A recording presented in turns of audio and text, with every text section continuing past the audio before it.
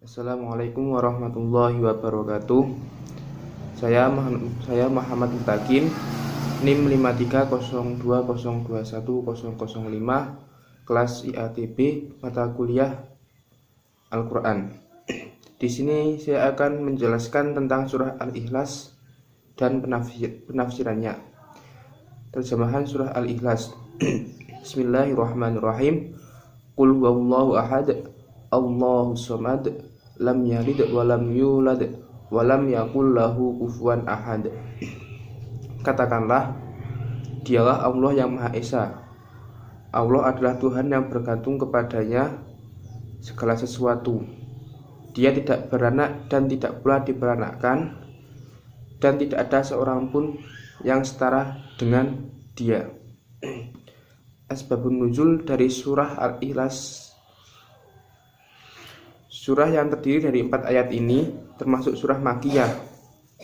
Mengapa dinamakan surah Al-Ikhlas padahal di dalamnya tidak ada kata Al-Ikhlas?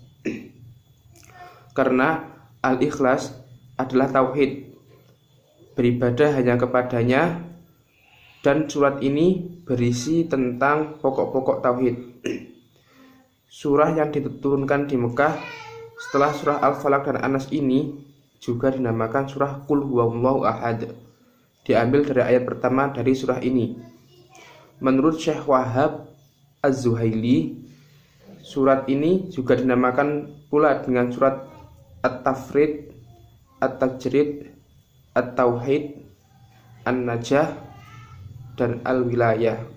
Dinamakan pula dengan surah Al-Ma'rifah dan Al-Asos.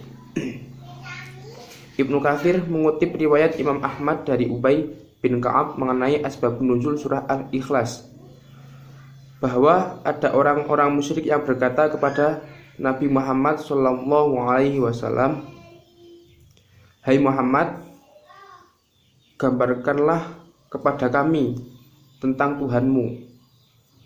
Maka Allah menurunkan surat Al-Ikhlas. Riwayat lain menyebutkan ada orang yang Badu yang datang kepada Rasulullah Muhammad SAW. Ia bertanya, "Gambarkanlah kepada kami tentang Tuhanmu." Maka turunlah surah ini.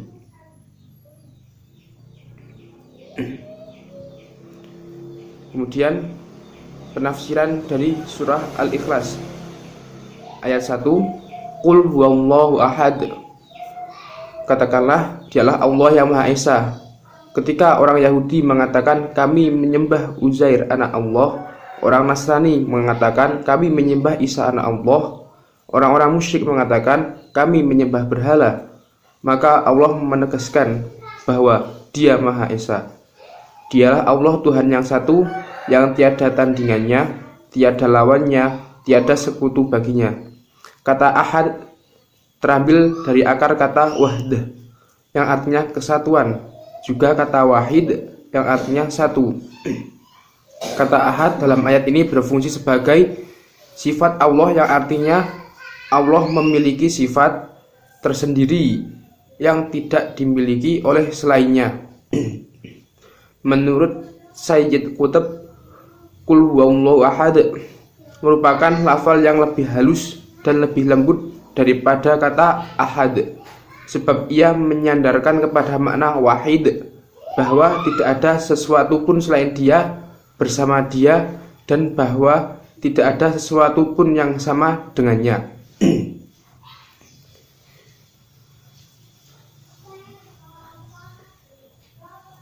Ini adalah ahadiyatul wujud, keesaan wujud, karena itu tidak ada hakikat kecuali hakikatnya, dan tidak ada wujud yang hakiki kecuali wujudnya. Segala mewujud yang lain hanyalah berkembang atau muncul dari wujud yang hakiki itu, dan berkembang dari wujud zatiyah itu. Tulis Sayyid Qutb dalam tafsir Fi Zilalil Quran. Surah Al-Ikhlas ayat 2. Allahus samad. Allah adalah Tuhan yang bergantung kepadanya segala sesuatu. Ibnu Abbas menjelaskan tafsir ayat ini, maksudnya adalah Seluruh makhluk bergantung kepada Allah dalam kebutuhan dan sarana mereka. Dialah Tuhan yang maha sempurna dalam perilakunya, maha mulia yang maha sempurna dalam kemuliaannya, maha besar yang maha sempurna dalam kebesarannya. Al-Hasan mengatakan, arti ayat ini adalah Allah maha hidup, lagi terus-menerus mengurus makhluknya. Menurut tafsir Al-Misbah, As-Somad terambil dari kata kerja somada yang artinya menuju. As-Somad merupakan kata jadian yang artinya yang dituju. Sedangkan menurut Sayyid Qutb, arti As-Somad secara bahasa adalah Tuhan yang dituju, yang suatu perkara tidak akan terlaksana kecuali dengan izinnya. Allah adalah Tuhan yang tidak ada Tuhan sebenarnya selain Dia. Dialah satu-satunya yang dituju untuk memenuhi segala hajat makhluk.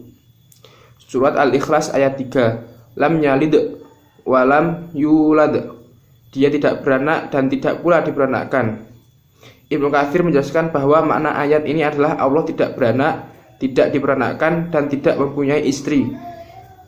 Sayyid Qutb menjelaskan hakikat Allah itu tetap abadi, azali. Sifat adalah sempurna dan mutlak dalam semua keadaan. Kelahiran adalah suatu kemunculan dan pengembangan, wujud tambahan setelah kekurangan atau ketiadaan.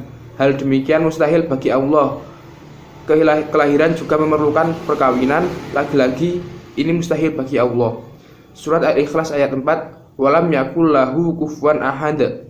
Dan tidak ada seorang pun yang setara dengan Dia. Kata kufuwan terambil dari kata kufu, yang artinya sama. Tidak ada seorang pun setara apalagi sama dengan Allah Subhanahu wa ta'ala. Dialah yang memiliki segala sesuatu dan yang menciptakannya. Maka mana mungkin Dia memiliki tandingan dari kalangan makhluknya yang bisa mendekati atau menyamainya. Menurut Sayyid Qutb, makna ayat ini adalah tidak ada yang sebanding dan setara dengan Allah, baik dalam hakikat wujud maupun dalam sifat dzatiyahnya.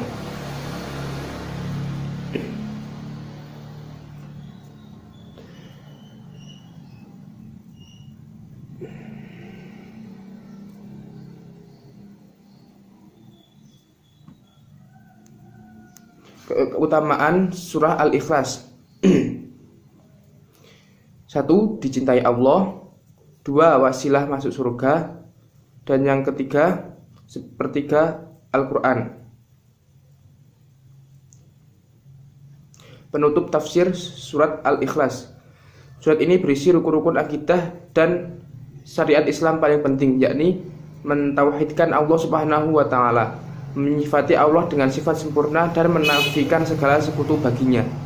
Surat ini merupakan bantahan telak kepada orang-orang kafir, baik dari kalangan kaum pagan musyrik maupun Yahudi dan Nasrani.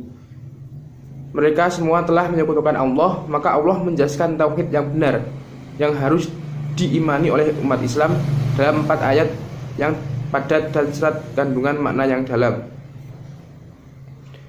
Demikian surat Al-Ikhlas mulai dari terjemahan, asbabun nuzul, tafsir, dan keutamaannya. Semoga bermanfaat bagi kita semua.